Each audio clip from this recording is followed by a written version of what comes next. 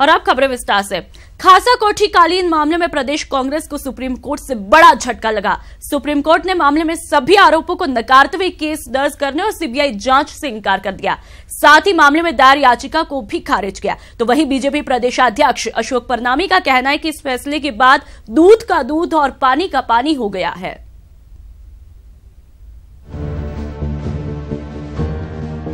बेशकीमती ईरानी शैली के कालीन गायब होने के मामले में सुप्रीम कोर्ट ने विपक्ष को झटका दिया है। इस मामले में जस्टिस रंजन गोगोई और जस्टिस नवीन सिन्हा की खंडपीठ ने फैसला सुनाते हुए राम सिंह कसवा की याचिका में पर्याप्त सबूत नहीं होने का हवाला दिया और याचिका को खारिज कर दिया। साथ ही सुप्रीम कोर्ट ने कहा कि इस मामले में क्लोजर रिपोर्ट पहले ही दाखिल हो चुकी है, इसीलिए नए आदेश जारी करने की जरूरत नहीं है और केस दर्ज करने के साथ ही सीबीआई जांच के आदेश देने से भी इनकार कर दिया। ये मामला 2005 में शुरू हुआ था। बताया जा रहा है कि खासा कोठी से 1 दर्जन से ज्यादा ईरानी शैली के कालीन मुख्यमंत्री कार्यालय के नाम पर लिए गए थे, लेकिन बाद में लौटाए नहीं गए। इन कालीनों की कीमत 200 से 250 करोड़ के बीच मानी जाती है। ये कालीन करीब 150 साल पुराने बताए जाते हैं। इस मामले में पीडब्ल्यूडी विभाग के एग्जीक्यूटिव इंजीनियर सत्येंद्र कुमार ने 6 नवंबर 2009 को अशोकनगर थाने में एक एफआईआर दर्ज कराई थी। सुप्रीम कोर्ट से राहत मिलने के बाद बीजेपी प्रदेशाध्यक्ष अशोक परनामी ने कांग्रेस पर जमकर भड़ास निकाली। परनामी ने कहा कि कांग्रेस का कुचक्र था। वहीं उच्च शिक्षा मंत्री किरण माहेश्वरी ने भी फैसले का स्वागत किया है। कांग्रेस ने कुचक्र नीति के तहत सुप्रीम कोर्ट में अपना अप्लाई किया। आज सुप्रीम कोर्ट ने भी मुख्यमंत्री आदरणीय वसुंधरा राजे को पाक साफ घोषित किया है। मैं समझता हूं कांग्रेस चाहे जितना भी कुचक्र कर ले, मुख्यमंत्री आदरणीय वसुंधरा राजे जी पर किसी प्रकार का वो आरोप साबित नहीं कर पाई, क्योंकि आरोप नहीं लगे। जितना मर्जी कुचक्र कर ले, मुख्यमंत्री आदरणीय वसुंधरा राजे जी ने आज तक पारदर्शी रूप में काम किया है। लोगों ने हमेशा कहा है कि सच सच होता है और कोई भी झूठी बात को सच करने की कोशिश करते हैं तो उसका यही परिणाम होता है। आज जो सुप्रीम कोर्ट ने जो फैसला दिया है वो बिल्कुल हम उसका स्वागत करते हैं और उन्होंने बहुत सही तौर से सही बात उन्होंने अपनी उसमें फैसले में बता दी और बताया कि ये जिस तरीके से खासा कोठी के ऊपर उल्टे सीधा खासा कोठी के संदर्भ में माननीय मुख्यमंत्री जी के ऊपर जो उल्टे सीधे आरोप लगाए जा रहे थे, आरोप लगाने वाले लोग जो थे वो बायस्ड थे, वो किसी और कारण से इस तरीके का प्ले कर रहे थे गेम, लेकिन सारी चीज़ें क्लियर हो गई और कोई आरोप नहीं है उनके ऊपर। ये सिद्ध हो चुका है और दूध का दूध पानी का पानी सामने आ गया। सुप्रीम कोर्ट के फैसले के बाद बीजेपी हमलावर हो गई है और कांग्रेस को जमकर घेर रही है। उपचुनाव से पहले कांग्रेस को लगे इस झटके को बीजेपी भुनाने में लगी है। Bureau report, ETV news. मुख्यमंत्री वसुंधरा राजे दिल्ली दौरे पर है। सीएम राजे ने यहां बीकानेर हाउस में कल अधिकारियों की बैठक ली। इसके बाद में सीएम राजे परिवहन मंत्रालय पहुंची, जहां पर उन्होंने परिवहन मंत्री यूनुस खान से मुलाकात की। इस दौरान उनके साथ में मंत्री यूनुस खान और आईएएस शिखर अग्रवाल भी मौजूद रहे। सीएम राजे ने गडकरी से प्रदेश की सड़क योजनाओं पर चर्चा की। बैठक के बाद में सीएम ने कहा कि 10,000 करोड़ की सड़कों पर चर्चा की गई, जिसमें स्वरूपगंज से खैरवाड़ा, डूंगरपुर से बांसवाड़ा और एमपी की सीमा तक नेशनल हाईवे प्रोजेक्ट पर बात की गई। साथ ही 3 अन्य नेशनल हाईवे पर भी चर्चा की गई।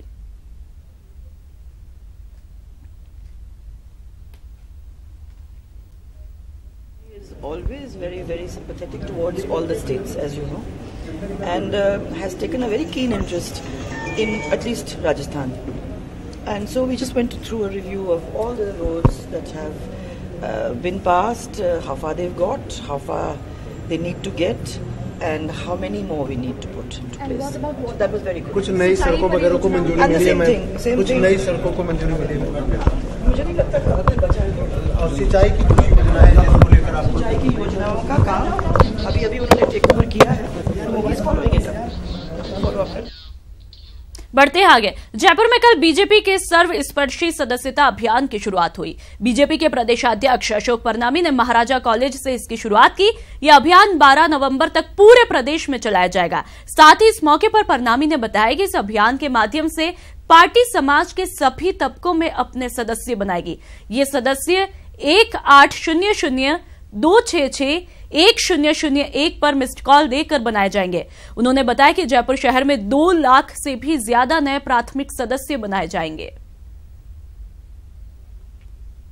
युवा मोर्चा ने यहां पर महाराजा कॉलेज में इस कार्यक्रम को रखा है और यहाँ पे युवाओं को प्रेरित कर, युवाओं को भारतीय जनता पार्टी के प्रति जागृत कर, युवाओं को भारतीय जनता पार्टी की रीति और नीति बता करके, युवाओं को भारतीय जनता पार्टी जिस उद्देश्य से बनी है, जिस उद्देश्य से उसका निर्माण किया है कि हम राष्ट्र का निर्माण करना चाहते हैं, राष्ट्र को सर्वोपरि करना चाहते हैं, राष्ट्र को परम वैभव तक लेकर के जाना चाहते हैं, उस दिशा में हमने युवाओं को प्रेरित करने का काम किया है। और आज यहाँ पर युवा भारी संख्या में भारतीय जनता पार्टी के प्रारंभिक सदस्य बन रहे हैं। मैं सभी सदस्य जो युवा साथी आज भारतीय जनता पार्टी के प्रारंभिक सदस्य बन रहे हैं, मैं उनको बहुत बहुत बधाई देना चाहता हूँ, बहुत बहुत शुभकामनाएं देना चाहता हूँ। और अब बात करते हैं अलवर की। अलवर के भिवाड़ी में बेखौफ बदमाशों ने ज्वेलरी की दुकान में फायरिंग करके करीब 10 लाख के जेवर लूट कर फरार हुए। घटना गणपति मॉल के अंशुल ज्वेलर की है, जहां पर 3 नकाबपोश आधमके और फायरिंग करके लूट की वारदात को अंजाम दिया। ये पूरी वारदात दुकान में लगे सीसीटीवी में कैद हुई। सीसीटीवी फुटेज में आप साफ देख सकते हैं कि किस तरीके से बदमाश बेखौफ पिस्टल के दम पर डरा धमका कर लूट की वारदात को अंजाम दे रहे हैं। तस्वीरें, ये वीडियो आपकी टीवी स्क्रीन पर आप देख सकते हैं। फिलहाल पुलिस मामले की जांच पड़ताल में अभी जुट गई है।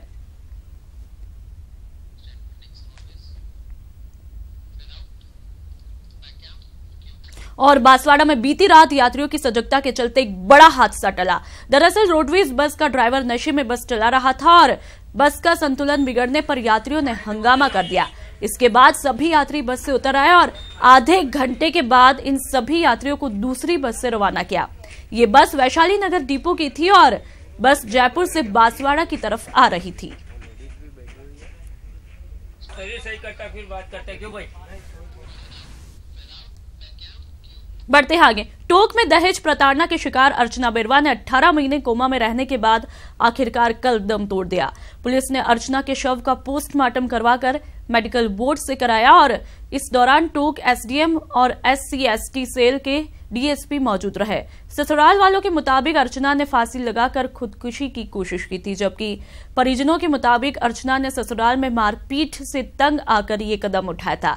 तो वहीं पुलिस का कहना है कि इसमें अब तक कोई गिरफ्तारी नहीं हुई। क्या जब भी आया ठीक है कि हम तो इसके बयान लेंगे, अब वो तो कोमा में तो कैसे देते बयान, तो आज तक कोई कार्रवाई नहीं हुई। अब कोशिश करिए, लेकिन भाई उनको कम से कम गिरफ्तार भी होना चाहिए, सजा भी। अब आपके सामने मर गई है, अब करे प्रशासन कार्रवाई कर। पुलिस प्रशासन से ये मांग करता हूँ कि मुलजिमों के खिलाफ सख्त से सख्त कार्रवाई की जाए। इन लोगों ने मेरी भतीजी के साथ बहुत अन्याय किया था। मैं बार बार मैं पुलिस प्रशासन के दर पे गया, लेकिन मेरी कोई सुनवाई नहीं। के पति को और आस पड़ोस के लोगों को पता लगा तो उन्होंने उसको उतार लिया, इसको ट्रीटमेंट के लिए हॉस्पिटल ले गए। वहाँ पर ये अभी तक ट्रीटमेंट इसका चल रहा था और अभी तक ये कोमा अवस्था में थी, ना उसके बयान देने के सक्षम थी और ना ये होश में आ पाई थी, अनकॉन्शियस थी। इसी दौरान अब इसकी मृत्यु हो गई और इस पे मुकदमा दर्ज है, जिसकी जाँच चल रही है। जाँच में और भी आगे कार्रवाई की जा रही है। और जयपुर के शाहपुरा में हुए दर्दनाक हादसे के बाद में मृतकों और घायलों के परिवारों से मिलने का राजनेताओं का सिलसिला अभी भी जारी है। मीडिया के सामने दोषियों पर कार्रवाई की मांग के साथ आश्वासन भी खूब दिए जा रहे हैं, लेकिन चिंताजनक बात यह है कि हादसे के एक दिन बाद भी जयपुर डिस्कॉम जिम्मेदारी नहीं तय कर पाया। देखिए रिपोर्ट। शाहपुरा हादसे का गुनहगार कौन? कब होगी जिम्मेदार अफसरों पर कार्रवाई? जयपुर के शाहपुरा में हुए दर्दनाक हादसे के बाद सवाल यही है कि क्या गुनहगारों पर कार्रवाई होगी? अपनों को खोने वालों को न्याय मिलेगा? आंसुओं का इंसाफ होगा?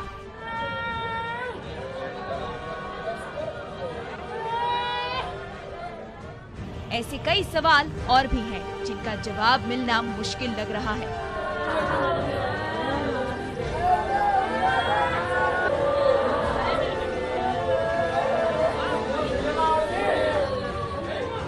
चौदह मौतों पर राजनीति के साथ मुआवजे का खेल खूब खेला जा रहा है। 5 लाख मुख्यमंत्री सहायता कोष से तो 5 लाख बिजली विभाग ने पीड़ितों को दे दिए हैं, पर वो लोग बच गए जिन्होंने इन परिवारों को रोने पर मजबूर किया है। मंगलवार को हुए अमंगल के बाद बुधवार को केंद्रीय मंत्री और जयपुर ग्रामीण से सांसद राज्यवर्धन सिंह राठौर ट्रांसफार्मर दुखांतिका के प्रभावित परिवारों और घायलों से मिलने पहुंचे। सांसद ने ढाणी, गुजरान, निम्स और एसएमएस अस्पताल पहुंचकर घायलों का हाल जाना। मृतकों के परिजनों को ढांढस बंधाया और कहा कि जिम्मेदार लोगों पर कड़ी कार्रवाई की जाएगी। बहुत ही दर्दनाक हादसा घटा है और परिवार के परिवार खत्म हुए हैं इसके अंदर। हालांकि अभी जो उपचार यहाँ चल रहा है, जो मैं देख कर आया हूँ, मैं उस उपचार से संतुष्ट हूँ। जिस तरह से सभी डॉक्टर्स यहाँ काम कर रहे हैं, जिस तरह से और भी जो स्टाफ है दूर बुलाया गया है ताकि यहाँ पर जो संख्या हो डॉक्टरों की और स्टाफ की उसमें कोई कमी ना हो, ऐसी घटना आगे नहीं होनी चाहिए। और जो ट्रांसफार्मर हैं, जो बिजली की तारें हैं, वो हमें सुविधा प्रदान करने के लिए बनाई जाती हैं, एक बम की तरह काम करने के लिए नहीं। और उसमें पूरी तरह से मेरे ख्याल से मुख्यमंत्री साहिबा ने जो कमेटी बनाएंगी वो पूरी तरह से इसकी गहराई में जाएंगी और उसके बाद जो भी रिपोर्ट आएगी उसके ऊपर कार्रवाई होगी। कल जो दर्दनाक हादसा खतलाई गांव में शाहपुरा तहसील में जो हुआ, उसके 22 मरीज हमारे यहाँ एसएमएस हॉस्पिटल में वहाँ से भर्ती हुए। हमने सरकार की ओर से ये निर्देश दिए हैं कि सबका मुकम्मल और समुचित इलाज कराया जाए और जो उनके अटेंडेंट हैं उनको यहाँ निःशुल्क रहने की, खाने की सब व्यवस्था की जाए। और इसके अलावा राउंड द क्लॉक और हमारे सीनियर डॉक्टर्स इन सब मरीजों की देखरेख कर रहे हैं। इलाज में किसी भी प्रकार की कोताही नहीं बरती है।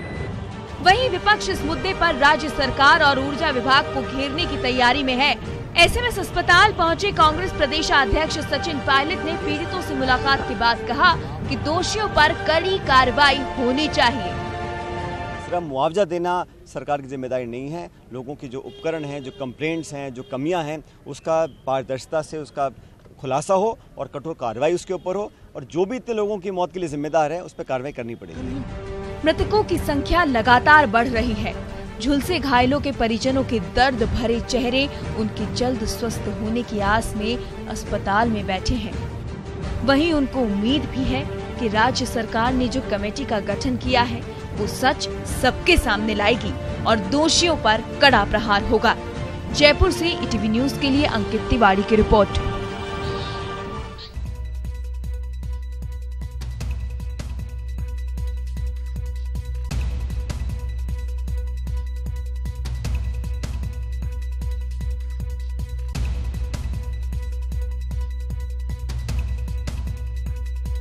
जोधपुर में लव जिहाद जैसे एक मामले में हाईकोर्ट ने राज्य सरकार से पूछा कि धर्म परिवर्तन को लेकर राज्य में क्या कानून है।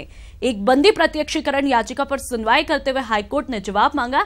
इस प्रश्न पर जवाब तय करने के लिए 7 नवंबर को अगली सुनवाई होगी।